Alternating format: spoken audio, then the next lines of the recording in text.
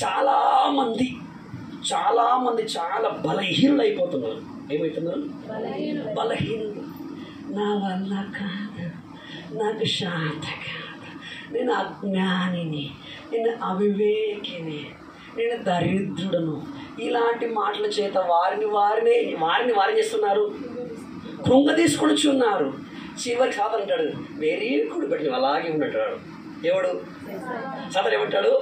నువ్వు అలాగే ఉండు, చేతగాని వాడిలాగానే ఉండు, చేతగాని దానిలాగానే ఉండు, బలహీనంగానే ఉండు, పొరపాటున కూడా ఏం చేయొద్దు, నువ్వు బలం తెచ్చుకోవద్దు, నిలబడొద్దు, పడుకోనే ఉండు అంటాడు. ఎందుకు? నువ్వు లేస్తే వాళ్ళ రాజ్యాలు కూలిపోతాయి కనుక. హల్లెలూయా. నిన్ను పండబెట్టడానికి, తమ రాజ్యాలు కాపాడుకోవడానికి వాడు పిచ్చి ఆలోచన పుట్టిస్తే, నిజమే దేవా, నాకు మాట్లాడక రాదు, నాకు చెప్పడానికి రాదు, నేను అజ్ఞానిని, ఇలాగే ఉంటా ప్రభువా. బతకంతే ప్రార్థన. బలహీనుణ్ణి. కానీ పౌలుకో మాట అన్నాడు, ఏమన్నాడు? నేను ఎప్పుడు బలహీనుని అప్పుడెవరిని. హల్లెలూయా. అయితే నీవు బలహీనంగా ఉన్నప్పుడు బలమైన శక్తి నీలోకి దిగి వచ్చి బలమైన కార్యములు చేయుటకు దేవుడు అభిషేకించాలి. హల్లెలూయా. నేను చేతగానే, నేను బలహీనుడే, కానీ నాలో ఉన్నవాడు బలవంతుడు. ఆ ధైర్యం నీకు ఉండాలి, ఆ విశ్వాసం నీకు ఉండాలి, ఆ నమ్మకం నీకు ఉండాలి. కానీ చాలామంది, ఆయన అయితే చాలా గ్రేట్. భక్త సింగ్ గారండి, కారణ జన్ముడు. గుంటూరు ఏసన్న గారండి, కారణ జన్ముడు. అపోస్తలుడైన పౌలు గారండి, కారణ జన్ముడు. మరి నీవు? I don't know. Hallelujah. Abraham గారు కారణ జన్ముడు, ఇస్సాక్ గారు కారణ జన్ముడు, దానియేలు కారణ జన్ముడు, దావీదు గారు కారణ జన్ముడు, యేసుక్రీస్తు కారణ జన్ముడు, అపోస్తలులు కారణ జన్ముడు. అయితే మరి నీవు? నా జన్మకి ఎటువంటి కారణం లేదు అని మీరు అనుకుంటున్నారు. నాకు తెలుసు, ఉందా ఏమన్నా కారణం? హల్లెలూయా. మీరు నాయకుడు వస్తున్నారా? మీ జన్మకి ఏమన్నా కారణం ఉన్నదా? మీకు వస్తారా? చేసుకోండి, వర్షం వస్తుంది. రైట్. హల్లెలూయా. సరే, మంచి వినండి.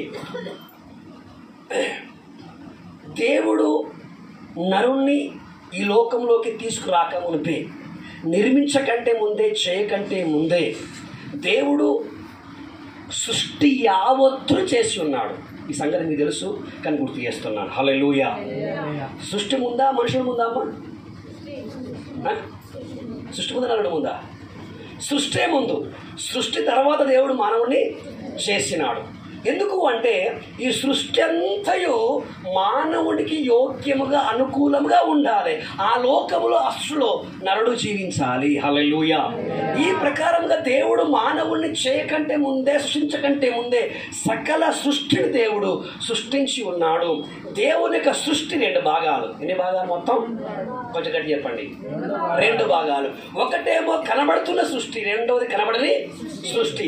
కనబడనిది, కనిపించేవి అనగా దృశ్యమైనవి, అదృశ్యమైనవి సకలమును దేవుని మూలముగా కలిగినవి అని వాక్యం సెలవిస్తా ఉంది. హల్లెలూయా.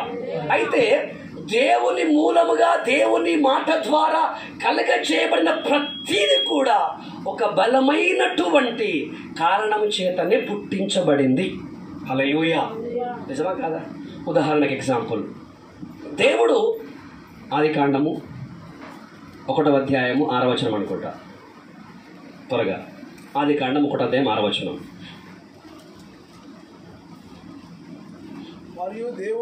మరియు దేవుడు జలముల మధ్య ఒక విశాలము, ఆలోచన మరి 16 దేవుడు ఆ 2 గొప్ప జ్యోతులను అనగా పగటిని ఏలుటకు పెద్ద జ్యోతిని, రాత్రి ఏలుటకు చిన్న జ్యోతిని, నక్షత్రములను చేసేను. చాలు. హల్లెలూయా. చేతుల పైకి హల్లెలూయా. ఇప్పుడు దేవుడు మనుషుడి కంటే ముందో 3 చేసిండు. అంటే నేను ఇప్పుడు తైలుగా చెప్తున్నాను. సూర్యుడు, చంద్రుడు, నక్షత్రములు. చెప్పండి ఒకసారి. సూర్య, చంద్ర, నక్షత్రము దేవుడు. ఎందుకని? పని బాటి. ఏమన్నా పనుందా వాడుతుంది? ఏ పని సూర్యుడు ఏ పని చేస్తాడు? తింటాడు పంటాడా? తింటాడు పంటాడా? పంటడు తింటాడా? ఏం చేస్తాడు మరి? హల్లెలూయా. పగటిని ఏలుటకు రాత్రిని ఏలుటకు వెన్నెలనిచ్చుటకు దేవుడు సూర్య చంద్ర నక్షత్రములను చేశాను. ఎప్పుడు చేశాను? ఆదాము కంటే ముందే చేశాను. హల్లెలూయా. దేవుడు వాటిని చేసి వాటికి కొన్ని కక్షలు, కొన్ని నియమ నిబంధనలు, కొన్ని ఆజ్ఞలు ఇచ్చి వాటిని పెట్టాడు. ఆదాము పుట్ట కంటే ముందే అవి సృష్టించబడినవి. అప్పటి నుంచి అవి ఏం చేస్తున్నవి? వేస్తున్నాయి. అంతే కదా సార్? తిరుగుతూనే ఉన్నాయి. నేను మాట అంట, ఒకవేళ పొరపాటున దేవుడు నియమించిన కక్షను ఆ మార్గాన్ని తప్పి తిరిగితే మన పరిస్థితి ఏంటి? మన పరిస్థితి మీరు చదువుకున్నారు కదా, ఏంటి మన పరిస్థితి? సూర్యుడు, చంద్రుడు, నక్షత్రములు, గ్రహములు మార్గం తప్పిన అనుకోండి, మన గతి ఏంటి? ఏది ఉండదు. ఇక భూమి కూడా ఉండదు. మనకి మొత్తం స్పాట్లు ఏమైపోతాం? నాశనం అయిపోతాం. అంటే ఇప్పుడు దేవుడు అంటే మనుషులు చేయకంటే ముందే సూర్య చంద్ర నక్షత్రాల పని ఆరంభమైపోయింది. ఇప్పటికి కూడా తరములు యుగములు గతించిపోయినవి అయినప్పటికీ అవి మాత్రము నమ్మకముగా వాటి పని చేస్తూనే ఉన్నవి. నోటి మాట ద్వారా కలిగినటువంటి సూర్య చంద్ర నక్షత్రంలో ఒక బలమైనటువంటి ఒక కారణాన్యత పుట్టిస్తే కలిగేస్తే మరి నీకే కారణం లేకుండా ఈ లోకం పట్టుకుంటున్నావా? హల్లెలూయా. నీ పుట్టుకకు కూడా ఏముంది? ఒక బలమైనటువంటి కారణం ఉంది. అది గుర్తించకుండా గ్రహించకుండా నేను బలహీనురాలిని, చదువు రానిని, అజ్ఞానిని, ప్రభువా క్షమించు, ప్రభువా దీవించు, తింటాడు పంటాడు,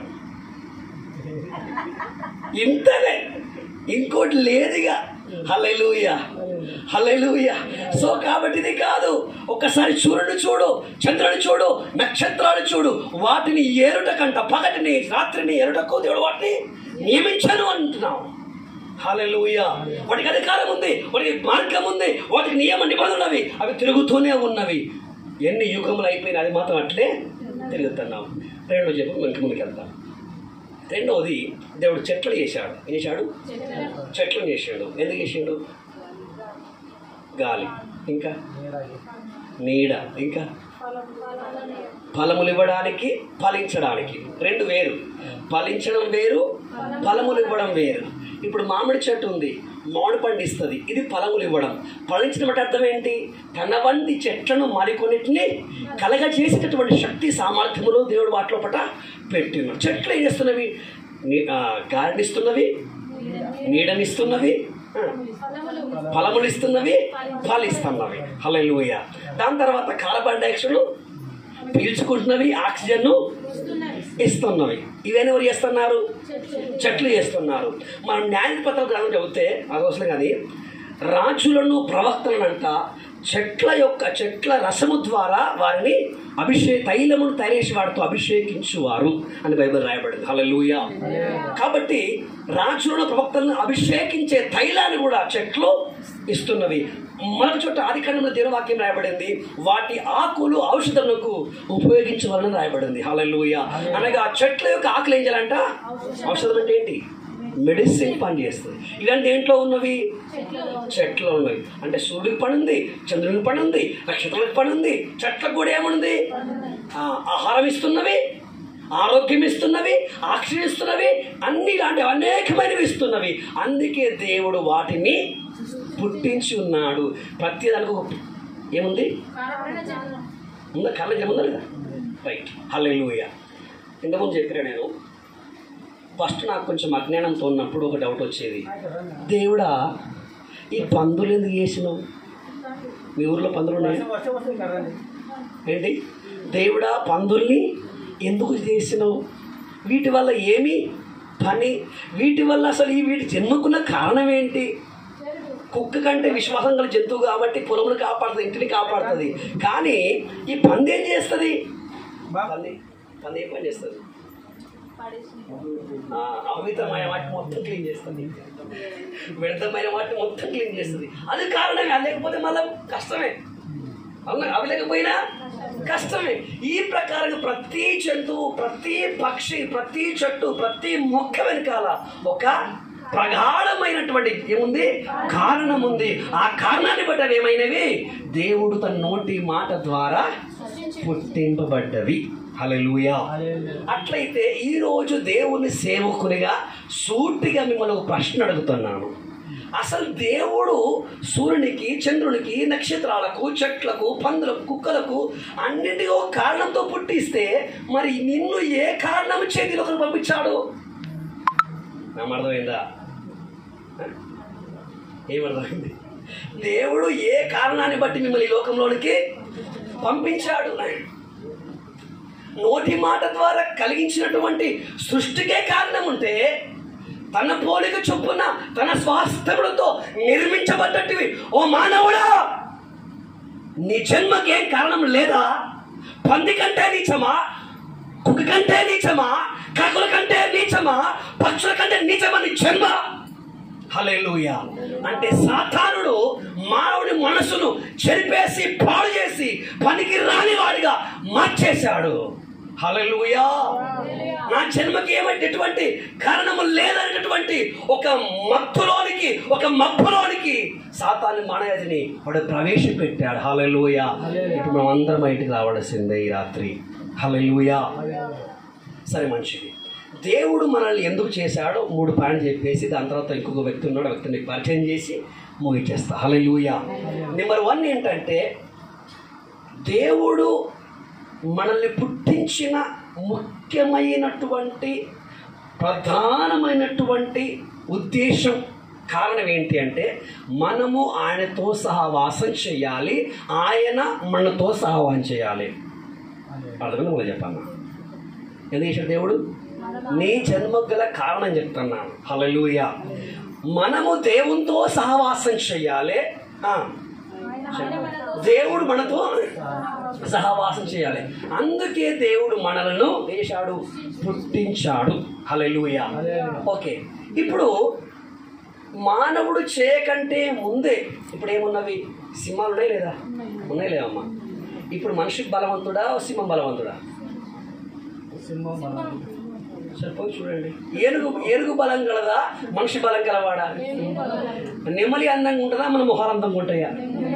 నిజంగా. హల్లెలూయా. కోకిల రాకం అందంగా ఉంటుందా, మన గొంతు అందంగా ఉంటుందా? హల్లెలూయా. అంటే మనుషుడి కంటే అందమైనవి, మనుషుడి కంటే బలం గలవి, మనుషుడి కంటే కూడా గంభీరమైనవి అనేకములున్నవి.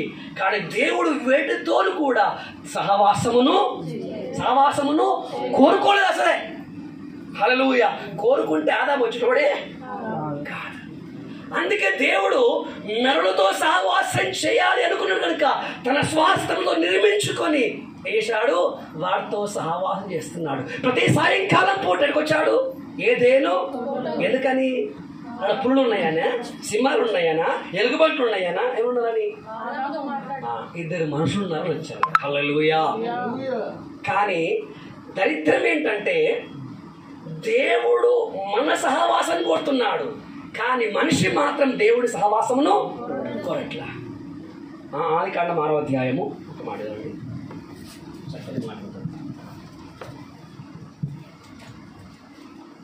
ఆదికాండం 6వ అధ్యాయము 12 6:12. దేవుడు భూలోకమును చూచినప్పుడు అది చెడిపోయి ఉండెను. భూమి మీద సమస్త శరీరులు తమ మార్గమును చెరిపివేసుకొని. హల్లెలూయా. గట్టి హల్లెలూయా. ఇది మనుషుల బుద్ధి వేసినట్ట. దేవుడు ఏ మార్గమునైతే, ఏ సిద్ధాంతమునైతే, ఏ ఆజ్ఞలనైతే ఇచ్చినాడో వాటిని వీడు చెరిపివేసుకున్నాడంట. మరి సూర్య చంద్ర నక్షత్రములు, మరి మనము హల్లెలూయా ఏ ప్రకారంగా చెప్తా ఏంటండి? బైబిల్లో స్పష్టంగా రాయబడింది. ఏమని రాయబడిందంటే, మీకు తెలుసు కదా, ఎవరిని అడుగుదాం? మిమ్మల్ని పవిత్రం అడుగుదాం. పురుషుడు పుట్టించింది దేవుడే, స్త్రీని పుట్టించింది దాని వీళ్ళు అడుగుదాం, ఓపిల్ని అడుగుదాం, యోనస్ని అడుగుదాం. హల్లెలూయా. పురుషుడు పుట్టించింది దేవుడే, స్త్రీని పుట్టించింది దేవుడే. ఇప్పుడు క్వశ్చన్ ఏంటంటే, స్త్రీ కోసం పురుషుడు చేశాడా, పురుషుని కోసం స్త్రీ చేయబడిందా? కన్ఫర్మా? రైట్. హల్లెలూయా. Right answer. స్త్రీ కోసం పురుషుడు చేయబడలేదు. కొంచెం గుర్తుపెట్టుకోండి. స్త్రీ కోసం ఉందా బైబిల్లో? అపోస్తలుడు పౌలు రాస్తారు, స్త్రీ కోసం పురుషుడు చేయబడలా, కానీ పురుషునికి సాటి అయినటువంటి సహకారి కోసం దేవుడు స్త్రీని కలుగజేశాడు. హల్లెలూయా. అనగా పురుషునికి సాటి అయిన సహకారి ఎవరు? స్త్రీ, భార్య. హల్లెలూయా. అనగా ఇప్పుడు సరి అయినటువంటి సహకారైన భార్య లేకపోతే ఈ మొక్క వంగిపోతుంది, ఈ చెట్టు వంగిపోతుంది. ఈ పురుషుడు అనే చెట్టు, ఈ మొక్క వంగిపోకుండా ఉండాలనే అంటే ఇప్పుడు భార్య ఎట్లుండాలి? బలమైనటువంటి సపోర్ట్గా ఉండాలి. హల్లెలూయా. ఒక బ్రదర్ బలహీనమైపోతున్నాడు, కొంచెం మార్గం తప్పిండంటే ఎవరు చక్కలేరు? ఎవరు చక్కగా లేరు? సరైన సహకారం చక్కగా లేదు. మీకు తెలుసో తెలియదో, నేను వ్యవసాయం చేసినప్పుడు జొన్నలు పండించేది. ఈ జొన్నలు బాగా ఎక్కువ ఇత్తనాలు వచ్చేస్తే అవి బలమైపోతాయి అన్నమాట. ఇప్పుడు వేరే గోధుమ అయినా, ఈ మక్కలు అయినా, జొన్నలు అయినా ఎప్పుడైతే విత్తనాలు బలంగా అవుతాయో వంగిపోతాయి అన్నమాట. అప్పుడు ఏం చేసేవారమంటే ఒక్కొక్క 3-4 చెట్లన్నింటినీ కలిపి వాటికి ఒక బలమైనటువంటి కర్రను నాటి వాటికి చేసేవాళ్ళము. ఎందుకని? అవి కింద పడిపోకుండా. హల్లెలూయా. కాబట్టి ఇప్పుడు పురుషుడు చక్కగా నిలబడాలి, దేవుని పని బలముగా చెయ్యాలి, ధైర్యంగా ఉండాలి అని సాటి సహకారి దేవుడు కాదు. ఎవరు? భార్య. హల్లెలూయా. దేవుడు చేశాడు. అప్పుడు ఎవరికి ఇచ్చాడు? చేసి ఆదాముకి ఇచ్చాడు. ఆదాముని అడిగాడు, ఆదామా ఈయన ఎవరు తెలుసా? నాకేం తెలియదు, నేను పాట అనుకున్నాడు. ఏం పాట తెలుసా? నా ఎముకలలో నీ ఒక ఎముక, నా మాంసములో నీ మాంసమును, నరుని నుండి తీయబడిన, నరుని నుండి తీయబడిన నారిమణియే నసకుటములు. హల్లెలూయా. ఇలా పాట అందుకున్నాడు. ఎవరు చూసి? దేవుడు చూసి కాదు, అవ్వను చూసి. హల్లెలూయా. మొట్టమొదటి పాట దేవుని బట్టి రాయబడింది కాదు, నిజమా కదా? ఎవరి బట్టి రాయబడింది? అవ్వను బట్టి ఆదాం గారు రాశారు. మేడం కవి అయిపోయాడు అంతే. హల్లెలూయా. ఈయన రైటర్ అయిపోయాడు. ఎవరిని బట్టి? సహకారం వచ్చేసింది కదా, ఇవన్నీ వచ్చేస్తున్నాయి. దానికి ఇస్తాం. ఇప్పుడు నాకేం రాలే, ఇప్పుడు వచ్చిన తర్వాత అన్నీ వచ్చేస్తూనే ఉన్నాయి మాట. సరే, మొత్తం కొన్ని రోజులు అయిపోయిన తర్వాత ఎవరు వచ్చారు? దొడ్డిదారి గుండా సాతానుడు సర్వము రూపములో ఆ ఏదైనా వనంలోకి వచ్చేసాడు. మొత్తం మీద మీకు తెలుసు కదండి కూడా, శరీరాశ, నేత్రాశ, దురాశ, ఇవన్నీ సాతానుడు అవ్వకు బోధించగానే ఆ సాతాను మాటలు ఫస్ట్ ఆదాం విన్నది, పచ్చిమించాడు. ఎవరు? అవ్వ వినింది. రెండవది అంగీకరించింది. మూడవది తిన్నది. వినడము క్రియ కాదు, అంగీకరించడము క్రియ కాదు. మూడోది ఏంటి? ఇప్పుడు మనం వింటాము కానీ చెయ్యం, అంగీకరిస్తాము కానీ చెయ్యం. కానీ సాతాను శక్తి అంటే తెలుసా? అప్పుడే వినిపించింది, అప్పుడే అంగీకరింపజేసింది, అప్పుడే క్రియ కూడా. అయ్య బాబో, ఎంత ప్రభావం ఉంది. ఈ ఆధారం ఎవరు? మళ్ళీ అక్కడ ఎవరు? హవ్వ ఎవరు? దేవుని పోలికలో, దేవుడి స్వరూపములో చేయబడిన బిడ్డ. హల్లెలూయా. అయితే ఇప్పుడు సర్పం ఇచ్చినటువంటి, సాతాను ఇచ్చినటువంటి ఫలములు చేతిలో పట్టుకొని అవ్వగా నిలబడ్డారు. ఇంకోవైపు ఏమో దేవుడు ఉన్నాడు అనుకుందాం. ఈ ఇద్దరి అంటే దేవునికి అవ్వకు మధ్య ఎవరున్నారు చెప్పరేంటి? అది సంగతి. హల్లెలూయా. అవ్వకు దేవునికి మధ్య ఉన్న ఎవరు? ఆదాము ఉన్నాడు. Okay, right. ఇప్పుడు అవ్వ మాట వినకపోతే ఏం చేస్తుంది? అసలు ఫ్రీయే కదా. హల్లెలూయా. ఇప్పుడు అవ్వ మాట వినకపోతే అమ్మగారు అత్తగారు ఇంట్లో ఉండరు. హల్లెలూయా. కాబట్టి ఇప్పుడు సావాసము పోతుంది. ఏం చేయాలి? సరే, దేవునితో సావాహం చేద్దామంటే అవ్వ ఉండదు. ఆ ఫోన్లే ఇక ఈ మాట విన్నామంటే దేవుడు ఉండడు. ఇప్పుడు మొత్తం మీద ఆదాము ఇరుకబడ్డాడు.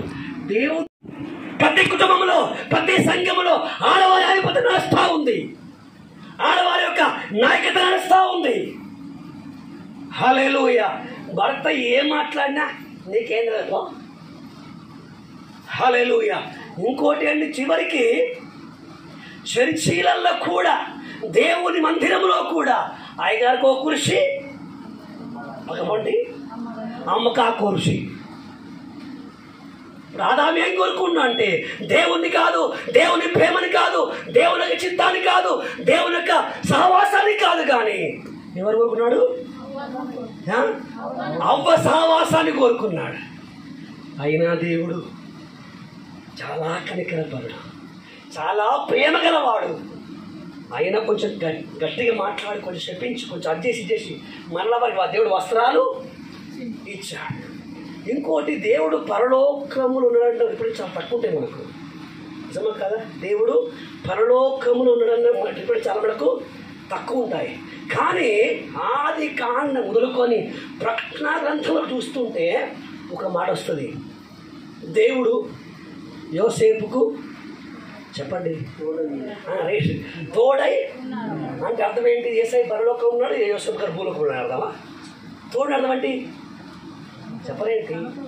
తోడంటే అర్థం ఏంటి అంటే తోడై అంటే దేవుడు యోసేపుతో కూడా ఉన్నాడు, అబ్రహాముతో కూడా, మోషేతో కూడా, యెహోషువతో కూడా, షడ్రక్ మేషక్ అబేద్నెగోతో కూడా, దానియేలుతో కూడా, అపోస్తలులతో కూడా. అంటే అర్థం ఏంటి? ఆయన పరలోకమందున్న పేరుంది, కానీ ఆయన ఎవరితో ఉంటున్నాడు? ఇప్పుడు ఆయన సహవాసం అంతా తన భక్తులతోనే ఉంది, తన పిల్లలతోనే ఉంది. హల్లెలూయా. చివరికి యెహోషువతో కూడా చదువుతున్న ఆ వాక్యమైన దేవుడే కృపా సత్య సంపూర్ణుడిగా మన మధ్యలోకి నివసించెను. హల్లెలూయా. ఎందుకో తెలుసా? ఈ చెడిపోయిన మానవుడు, ఈ పాడైపోయినటువంటి మానవుడు దేవుడికి శత్రువైపోయాడు. ఇద్దరి మధ్యలో వైరాగ్యము రేగింది. ఆ వైరాగ్యమును, ఆ శత్రుత్వాన్ని, ఆ పాపాన్ని కొల్చివేసి మానవుని దేవుణ్ణి సమాధానపరచడానికి, ఏకం చేయడానికి దేవుని గొర్రె పిల్ల 3 మేకుల పైన వధించబడింది.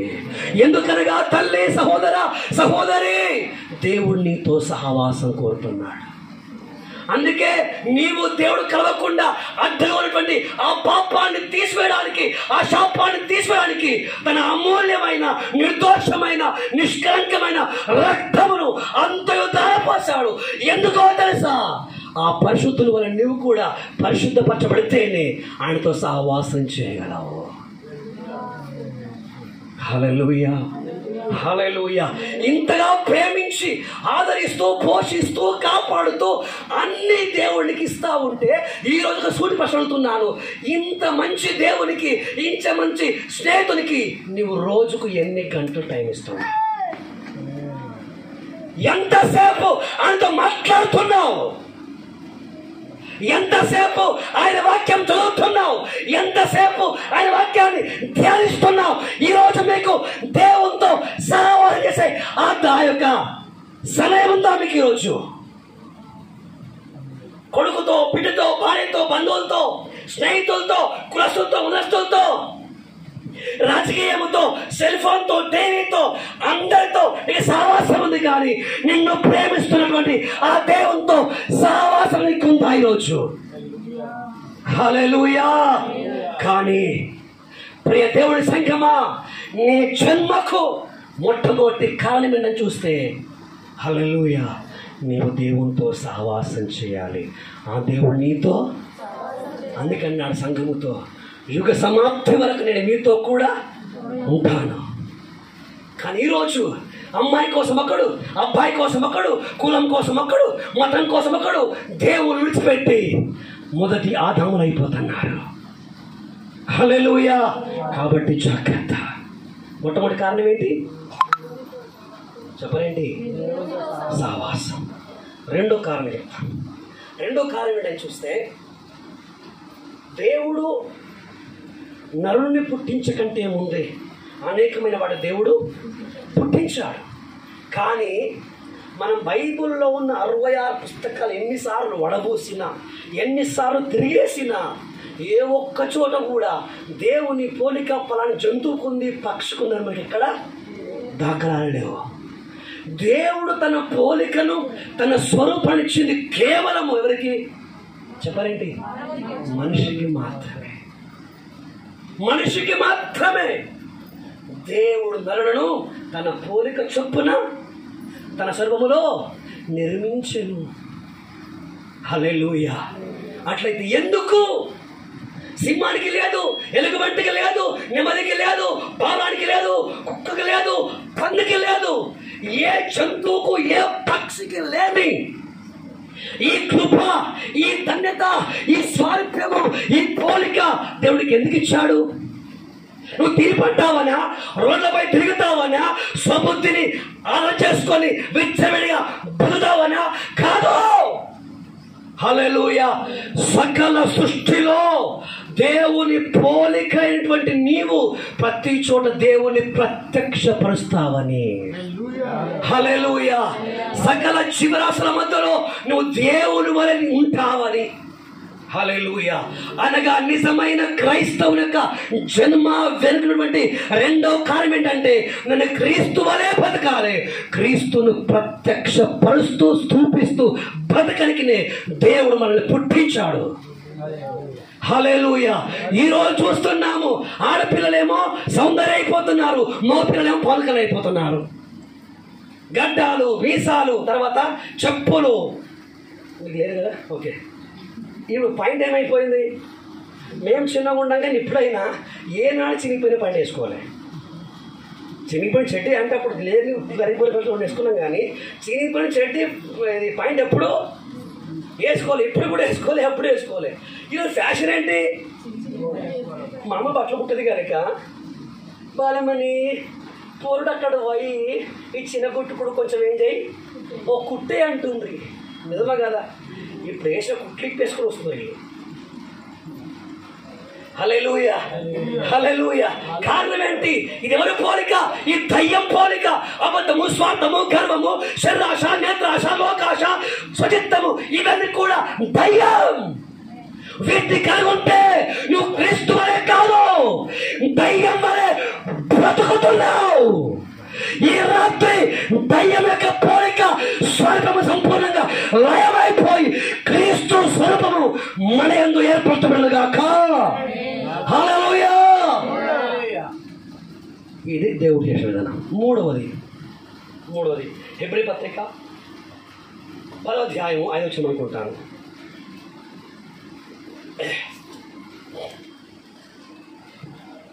హల్లెలూయా. హెబ్రీ పత్రిక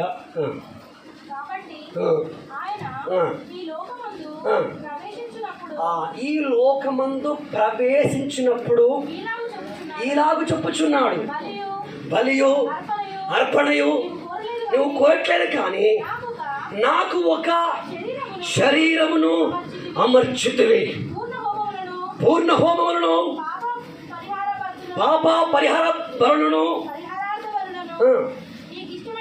కావు.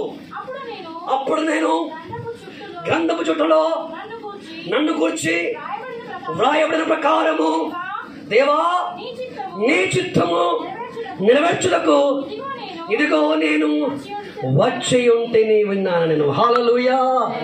మూడోది ఏంటంటే యేసుక్రీస్తు మాత్రమే కాదు, ఆయన వాక్యము ద్వారా జన్మించిన ప్రతి క్రైస్తవుడు కూడా మూడోది ఏంటి?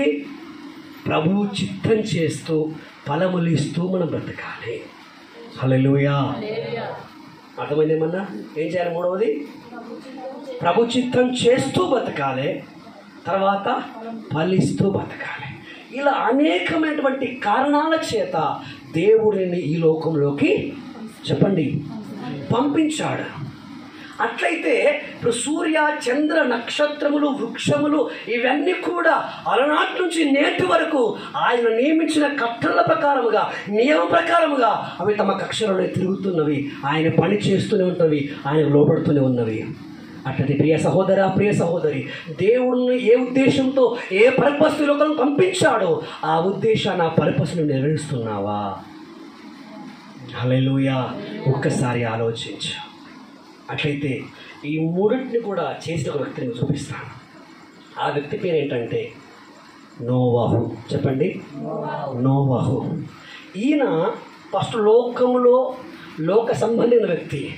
దాని దేవుని కృప చేత, దేవుని దర్శనం చేత ఇతను దేవునితో నడిచినవాడు. నెంబర్ 1 ఏంటి? దేవుడితో నడిచినవాడు.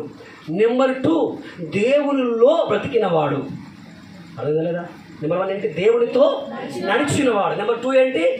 దేవునిలో జీవించినవాడు, నివసించినవాడు. మూడవది ఆ దేవుడితో కలిసి పైకి ఎత్తబడినటువంటి వాడు, ఆరారాతు పర్వతాల పైన నిలబెట్టబడిన వాడు. హల్లెలూయా. బైబిల్ ఒక మాట ఉంది, ఎక్కలేని ఎత్తైన కొండ. చెప్పరేంటి? ప్రభువా నన్ను ఏం చెయ్యు, ఎక్కించు. అరదు కొండ ఎవరు ఎక్కలే. ఎందుకంటే అంత పొడవైన పర్వతం ఏంటంటే ఒకే కొట్టేది అరవత్ పర్వతాలు. అంత గొప్ప స్థాయికి నోవాహు ఎత్తబడ్డాడు. హల్లెలూయా. ఈ నోవాహు అరవత్ పర్వతాలు అనేవి పరదైసునకు సాదృశ్యంగా ఉన్నాయన్నమాట. హల్లెలూయా. అనగా నోవాహు గారు దేవునితో నడిచాడు. దాని తర్వాత యేసు క్రీస్తు అనే చెప్పండి ఓడలో నివసించాడు. యేసు క్రీస్తు అనే ఓడలో నివసించాడు. తర్వాత ఏశాడు, ఆ వర్షం వచ్చినప్పుడు అందరు నశించిపోతూ ఉండే, అందరు చచ్చిపోతూ ఉంటే ఈ ఓడ ఏం చేసింది? పైకి ఎత్తబడింది. అది ఆరారాతు పర్వతాలపై నిలబడింది. హల్లెలూయా, హల్లెలూయా. అదే ప్రకారముగా ఈరోజు మన వ్యక్తిగత జీవితంలో మనము క్రీస్తుతో నడుచువారమై ఉండాలి. క్రీస్తుతో కూడా ఎత్తబడి తర్వాత పైకి మనము ఎత్తబడి వారిగా ఉండాలి. దాని తర్వాత మధ్యాకాశంలో మనము ఆ విందులోని మనం నిలబెట్టువారమై ఉండాలి. హల్లెలూయా. ఇది ఎవరికి వారుగా తమ జీవితంలో నెరవేర్చవలసినటువంటి వాక్యమే, కార్యమే. హల్లెలూయా. అయితే మీరు అంటారు ఇప్పుడు, అయ్యా మాకు కూడా అలా ఉండాలని ఆశ ఉంది, కానీ మాకున్న శోధనలు, మాకున్న టెన్షన్లు, మాకున్న ఇబ్బందులు, మాకున్న అప్పులు, మాకున్న సమస్యలు మీకుంటే తెలిసేది. మీరు పాస్టర్, మీకేంటి పిల్లనా చెల్లనా, మీరు ఏమైనా చెప్తారు, ఎట్లానే చెప్తారు, మీరేం పోయింది. మాలాక మీకు సమస్యలు ఉంటే హల్లెలూయా. అయితే ఒక పాస్టర్ గారికి ఇట్లుందంట, మాకున్న బాధలు, మాకున్న కష్టం మీకుంటే తెలుస్తూ ఉంటే అప్పుడు ఏమంటారు అని అంట. ఈ పాస్టర్ అంటారంట, అయ్యా నీకెంతమంది పిల్లలు, నీకెంతమంది పిల్లలు? ఆయన 3 అంట. ఎంతమంది? 3 పిల్లలు. ఎట్లున్నారంటే ఆ 3 పిల్లల్ని పోషించలేక, సంరక్షించలేక, కాపాడలేక ఏం చేస్తున్నా, జుట్టు బీక్కడున్నా. అప్పుడు పాస్టర్ అంట, 3 పిల్లలు నీకే ఇంత మైండ్ పాడైపోతే, ఇంత టెన్షన్తో ఉంటే నాకు 300 మంది పిల్లలు ఉన్నారు. ఎంతమంది? ఏ పిల్లలు? మరి నాకెంత టెన్షన్ ఉండాలి, నాకెంత. వీడు ఫోన్ చేశాడు, పాస్టర్ గారు ఇట్లా, ఇంకోటి పోయి అయ్యా ఇది ఇట్లా, ఇంకోటి ఫోన్ చేస్తాడు ఇట్లా. ఏం చేయాలి? 300 కుటుంబాలను ఏం చేయాలి? దేవుని రాకడకు సిద్ధపరచాలి. నాకెంత బలం ఉంటుంది? నీకంటే అధికమైనటువంటి శ్రమలు, శోధనలు నాకున్నవి. ఎలా చేస్తున్నావంటే వాక్యము సెలవిస్తోంది. 119వ కీర్తనలో దావీదు పలుకుతాడు, అవసరం లేదు కానీ, శ్రమనొందుట నాకు మేలాయను, ఈ శ్రమల వల్ల నీ కట్టలను నేను అనుసరిస్తున్నాను, అవి నాకు ఇప్పుడు వెండి కంటే, బంగారం కంటే కూడా శ్రేష్టమైనవిగా కనబడుతున్నవని 119 కీర్తనలు దావీదు పలుకుతున్నాడు అన్నమాట. హల్లెలూయా. శ్రమలు అనేవి, నిందలు అనేవి మనలను పరిశుద్ధపరచుటకి, ప్రభువుతో కలుపుటకే. హల్లెలూయా. ఉదాహరణకు అబ్రహాముడు కదా, అబ్రహాముడు దేవుడు 40 సంవత్సరాలు, సుమారు ఎన్ని సంవత్సరాలు? 4 ఏళ్ళు కాదు, 40 సంవత్సరాలు పరిశోధించి, పరీక్షించి శ్రమ పెట్టి నడిపించి ఆ తర్వాత దీవించాడు. హల్లెలూయా. మోషే ఎక్కడ మన మిద్యానులో 40 సంవత్సరాలు, ఐగుప్తులో మరికొన్ని సంవత్సరాలు, ఇవన్నీ అంతే. ఆ తర్వాత ఒక నాయకుని నియమించి ఐగుప్తు ప్రభుగా పంపించాడు దేవుడు. హల్లెలూయా. యోసేపు కూడా సుమారు 30 సంవత్సరాల పైనే శోధించబడ్డాడు. చిన్నప్పటి నుంచే తల్లి తండ్రి సహోదరులు వెలివేశారు, త్రోసివేశారు. నా అని చెప్పుకోనికి ఏ ఒక్కడు దిక్కున్నాడు చెప్పండి యోసేపుకి? నా తల్లి లేదు, నా తండ్రి లేరు, నా అన్నయ్యలు లేదు, నా అక్కలు లేదు, నా చెల్లెళ్ళు లేదు, నా ఊరు లేదు. నా అని చెప్పుకోనికి పరమాత్ముడు తప్ప ఏ ఒక్కడి లోకములో. హల్లెలూయా. కానీ 40-50 సంవత్సరాలు ఏకాకి బతికాడు. ఆ తర్వాత దేవుడు దీవించడం మొదలు పెడితే తను వదిలేసిన, అమ్మేసిన, త్రోసేసినటువంటి సహోదరులే వచ్చేసారన్నమాట. హల్లెలూయా. హల్లెలూయా. వారు వచ్చారు కానీ వచ్చిన వారిని భాషగా చూడలేదు ఆయన. అంటే తను చిన్నగా ఉన్నప్పుడు సహోదరులు ఎంత ప్రేమించాడు, ఇప్పుడు కూడా అంతే. వారిని చూడగానే ఆయన కళ్ళకి వెళ్ళి నీళ్ళు ఆగలే. అక్కడ వాళ్ళు కూర్చోబెట్టుకొని లోపలికి వెళ్ళి ఏడ్చి కళ్ళు దూసుకొని వచ్చిండు. అంత ప్రేమ, అవి ఆనంద బాష్పాలు. హల్లెలూయా. దేవుడు దీవించాడు. చివరికి ఇశ్రాయేల్ ప్రజలకి ఒక దీవెనకరంగా, ఆశీర్వాదకరంగా యోసేపు నిలబెట్టబడ్డాడు. వీళ్ళందరూ కూడా పరీక్షలు రాసిన వారు. హల్లెలూయా. ఏం కొడతారు కదా, ఏమంటారు, కాఫీ కొట్టినవారు కాదు ఎవరు కొట్టినవారు కాదు, కాఫీలు కొట్టినవారు కాదు, నక్క చెట్లు కొట్టిన వారు కాదు, టేబుల్ కింద పుస్తకాలు పెట్టుకొని రాసిన వారు కాదు. వీళ్ళందరూ కూడా పరీక్ష. ఏ పరీక్ష? శ్రమలు అనే దేవుడి నుంచి, సాతాను నుంచి, లోకం నుంచి, బంధువుల నుంచి శోధనలు, శ్రమలు, అవమానములు, ఇరుకులు, ఇబ్బందులు, రోగములు, దరిద్రము, లేమి, ఇవన్నీ కూడా ఏకమై పరిశీలిస్తే ఆ పరీక్షలు రాసి పాస్ అయి విజయోత్సవంతో పైకి వెళ్ళిపోయారు. హల్లెలూయా. హల్లెలూయా. చివరికి మన యేసయ్యుడు ఎవరు? పరిశోధించబడిన రాయి, పరీక్షింపబడినటువంటి రాయి. తలకేమైంది? మూలరాయి అయింది. హల్లెలూయా. ఆయన కొడుకు అయితే, ఆయన బిడ్డవైతే నీకేమొచ్చును? నక్క చెట్టులు కాదు. పవిత్ర, ఈ బుక్ నీవే, శుభ్రంగా రాసుకో, ఆఖరి పేపర్ నాకి అని దేవుడు అనడు. నువ్వు ఆయన బిడ్డదే కావచ్చు కానీ ఏం రాయాలి? ఏ పరీక్ష? ఇప్పుడు పేపర్ మీద రాసేది కాదు, ఇది పెన్నుతో రాసేది కాదు, ఇది ఫోన్తో రాసేది కాదు. ఎక్కడ రాయాలి? బ్రతుకు ద్వారా రాయాల్సిందే అంటే. హల్లెలూయా. కాబట్టి దేవుడు అనగా పరిశుద్ధాత్మ దేవుడు తన సంఘమును పరీక్ష గుండా నడిపిస్తున్నాడు, గుర్తుపెట్టుకో. అయితే నీ జన్మ కారణం ఉంది. ఒకటేంటి? మనము దేవునితో సహవాసం చేయాలి. రెండవది, ఆయన వలె బ్రతకాలి, ఆయన ప్రత్యక్షపరుస్తూ బ్రతకాలి. మూడవది, ఆయన చిత్తము చేస్తూ బ్రతకాలి, ఫలములు ఇస్తూ మనము బ్రతకాలి. అందుకోసమే దేవుడు ఈ శరీరమును నీకు అమర్చి ఈ లోకములకు పంపించాడు. ఈరోజు ఒక్కసారి నీ మనస్సాక్షి మీద చేయి పెట్టుకొని హృదయపూర్వకంగా ఆలోచించు. హల్లెలూయా. అపోస్తలుడు పౌలు అన్నాడు, మా బాహ్య పురుషుడు కృషించిపోతున్నాడు, అంతరంగ పురుషుడు దినదినము నూతన పరచబడుతుంది. కనుక మేము దృశ్యమైన వాటిని కాక అదృశ్యమైన వాటినే నిదానించి చూస్తున్నాము. ఈ చులకనైన శ్రమలు మహిమను గూర్చిన నిత్యమైనటువంటి భారములు మాలో పట. ఏ శ్రమ అంటే ఇవన్నీ కూడా ఏ శ్రమలు అంటే చులకని అర్థం ఏంటి? ఇప్పుడు దొంగ వచ్చింది అనుకోండి అంటాం. అలాంటివి ఏంటంటే పౌలు గారికి మీకు తెలిసిన శ్రమలు ఏంటవి? పౌలు అందరికంటే ఎక్కువగా సేవ చేసినటువంటి కన్నడ ఆయన, నేను కొన్నిసార్లు దిగంబరంగా ఉంటుంది. హల్లెలూయా. ఏం లేవంట ఆయనకి? నువ్వు అభిషక్తుడివి కదా, సంఘాన్ని స్థాపించిన వాడివి కదా, దేవుడి చేత ఏర్పరచబడిన వారు కదా, నీకు ఇదంతా ఏంటంటే దేవుడు నాకు ఇదే ఇచ్చాడు, నేను దీంట్లోనే తృప్తి కలిగి ఉన్నాను అని అర్థం. ఏంటి అంటే ఒకే వస్త్రం ఉంటే, అనుభవం నాకు చెప్తున్నా నేను, ఒకే వస్త్రం ఉంటే మళ్ళీ వేరే వస్త్రాలు కొనుక్కుని అనుభవం లేకపోతే, నేను సేవారంభంలో హైదరాబాద్ నుంచి నారాయణఖేడ్ ప్రాంతంలో శంకరంపేట ఉంటుంది, అక్కడ సేవకి వెళ్ళేవాడిని. ఇంచుమించు 100 కిలోమీటర్ల పైన స్కూటర్ మీద వెళ్ళేవాడిని. కొన్నిసార్లు ఏదైనా బురద పడితే ఏమైపోయేవి, ఖరాబ్ అయిపోతుండే. తర్వాత అట్లా మనం ఇంటికి వెళ్ళలేము.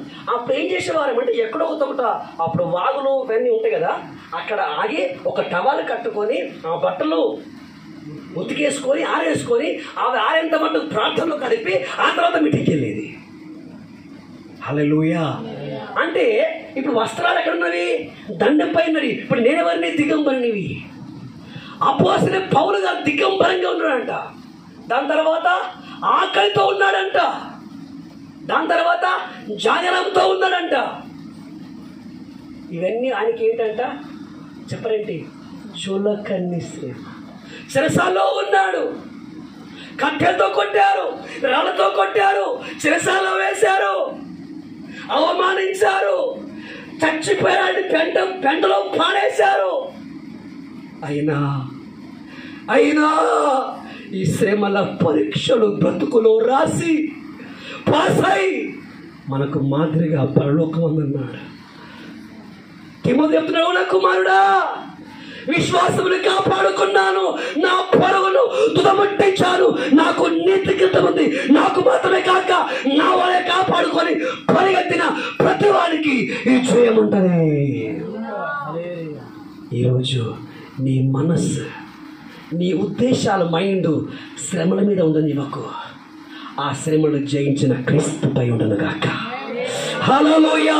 ఆ శ్రమల వల్ల మహిమగా మార్చబడినటువంటి ఆదిమ భక్తుల మీదకి మీ మనసు వచ్చును గాక. హల్లెలూయా. ఒక మాట చెప్తా. ఇప్పుడు నా వెనక ఎవరు లేరు.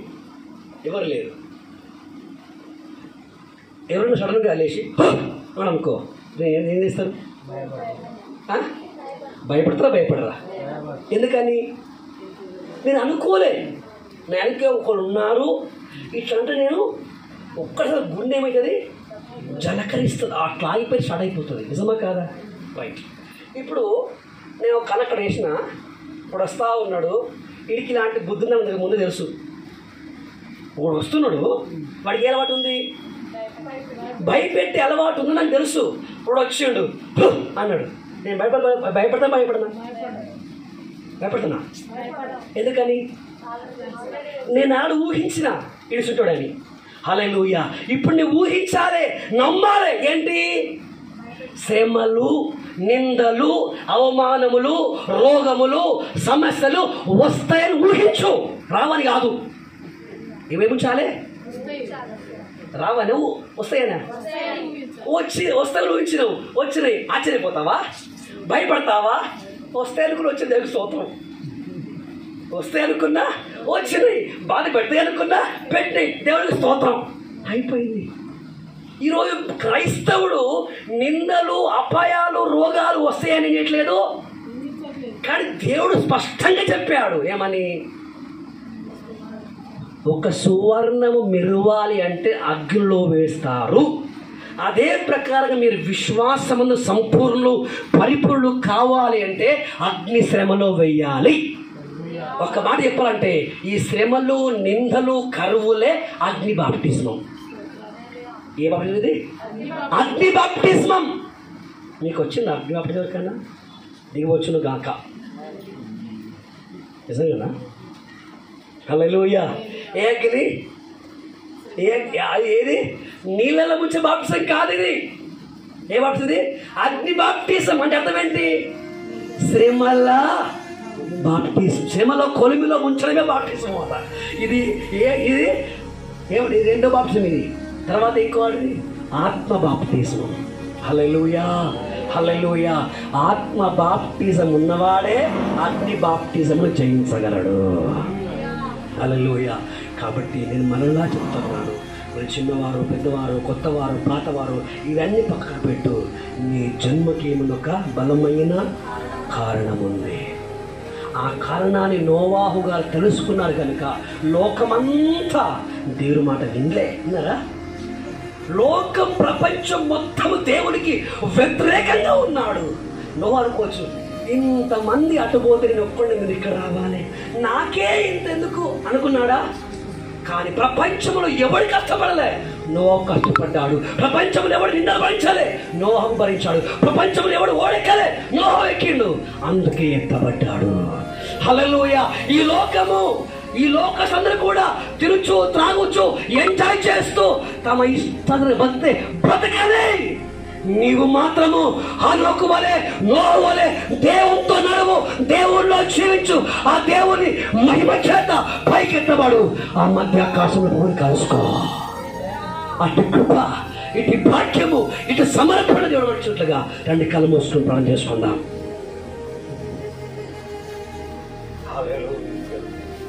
హల్లెలూయా. నేను మరలా చెబుతున్నాను, ప్రియ సహోదర, ప్రియ సహోదరి, ప్రియ దేవుని సంఘమా, జాగ్రత్తగా విను. శ్రమలు వస్తవి, శోధనలు వస్తవి, కరువులు వస్తవి, రోగాలు వస్తవి, నీ ఊహించని ఎన్నో సమస్యలు ఒక తుఫాను వలె నిన్ను, నీ కుటుంబాన్ని చుట్టుకుంటవి. హల్లెలూయా. వాటి మధ్యలో అప్పుడు అనుకోవాలి, దేవుడు నాకు అగ్ని బాప్టిజం ఇస్తున్నాడు. సంఘం అంటే ఎవరు? మొదటి ఆదాము సంతానం కాదు, కడపటి ఆదాము సంతానం. ఆయన రక్తము, ఆయన అభిషేకము మనలో ప్రవహించును గాక. హల్లెలూయా. రోషము కలిగి, పౌరుషం కలిగి మనం బ్రతుకుతాము గాక. హల్లెలూయా. హల్లెలూయా. రెండు చేతులు పైకెత్తి ప్రభువా అగ్ని బాప్టిజం నడిపించు. హల్లెలూయా. అందరూ కోరుకుందాం. ఎందుకంటే దేవుడు ఒక బలమైన కారణం చేత నీకు పంపించున్నాడు.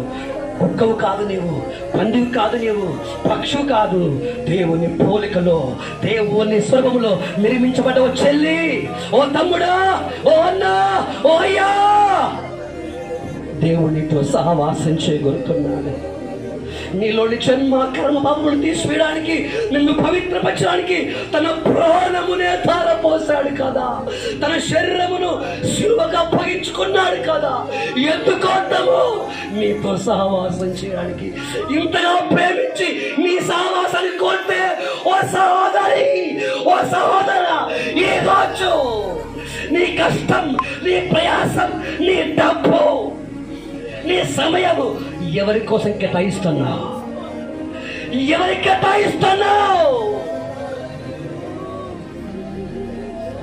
అపోస్తలుడు పౌలు గారు ప్రాణార్పణగా పోయబడ్డాడంట. ఈరోజు దేవుడి చిత్తము చేయుటకు, ఆయన ప్రత్యక్షపరచుటకు నువ్వు సమర్పించుకుంటావా? ఈ రాత్రి దేవా, ఏ కారణాన్ని బట్టి నువ్వు ఈ లోకాన్ని పంపించున్నావో ఆ పనులు ముట్టించుటకు దేవా, మీ శక్తి నాకు కావాలి, మీ ఆలోచన నాకు కావాలి, మీ మనసు నాకు కావాలయ్యా. అగ్ని బాప్టిజం గుండా మీ సంఘమును నడిపించడానికి ఇష్టపడుతుండగా నేను సిద్ధమే. ఆమె చెబుతారా? అప్పగిస్తారా? నేను సిద్ధమే. హల్లెలూయా. హల్లెలూయా. నువ్వు చాతగాని దానివి, నీవు ఓడిపోతావు, నువ్వు వేస్ట్, నువ్వు వ్యర్థమైన దేవా, ఇలాంటి అనేక ఆలోచనలు, తలంపులు దేవా. కొంతమంది దేవా బలహీనపరుచున్నగా దేవా, మీకు వందనాలు. బలహీన పరచు సమస్త దురాత్మ, చీకటి శక్తుల అధికారం, ప్రభావం, ఆలోచనలు లయమైపోవుగా యేసునామమున. హల్లెలూయా. హల్లెలూయా. దేవా, ప్రతి బిడ్డకు దేవా సర్వాంగా కవచము ధరింపచేయి దేవా, రక్షణ శిరస్త్రం ధరింపచేయి దేవా, నీతిను మహిమను తొలగించు దేవా, సత్యమని దట్టి ధరింపచేయి దేవా, వాక్యమని ఆత్మ ఖడ్గమును వారికి ఇచ్చుటముగా మీకు స్తోత్రములు. మీ సైన్యముగా ఈ లోకములో మీ సైన్యముగా, మీ యోధులుగా బ్రతికే అట్టి భాగ్యము దేవా మీరు మక్కలు వేయించండి, సహాయం చేయండి. ఒక్కొక్కరిని ఆత్మతో ముద్రించండి. ఇంటి రాకల కొరకు సిద్ధపరచండి. పరలోకానికి మీకు ఉపదేశానికి వాక్యానికి వ్యతిరేకంగా మేము చేసిన మా సకల పాపమును దోషమును మీరు క్షమించి మీ రక్తములో కడిగి పరిశుద్ధపరచండి. మా శరీరమును ప్రాణమును మనసును మనస్సాక్షులు దేవా మీ వాక్యము చేత మీ ఆత్మ చేత ఉదక స్నానము చేయించి నిర్దోషమైన నిష్కలంకమైన మహిమల సంఘముగా మమ్మల్ని సిద్ధపరచమని, మీరు నిలబడే ఒక బుద్ధి గల కన్యక వలె మమ్మల్ని సిద్ధపరచమని మీ పాదాలు పట్టు నడిపిస్తున్నాను. సహాయించు. అందరినీ సమస్త మహిమ చెల్లిస్తూ యేసయ్య అతి పరిశుద్ధ నామమున అడుగుచున్నాము పరమ తండ్రి. ఆమేన్. తండ్రి దేవుని ప్రేమ, కుమారుడు యేసుక్రీస్తు కృప, పరిశుద్ధాత్మక అన్యోన్య సహవాసము కూడి వచ్చేందరికీ సార్వత్రిక సంఘానికి సకల పరిశుద్ధులకు సదాకాలం తోడై నడిపించునుగాక. ఆమేన్. అందరికీ వందనాలు.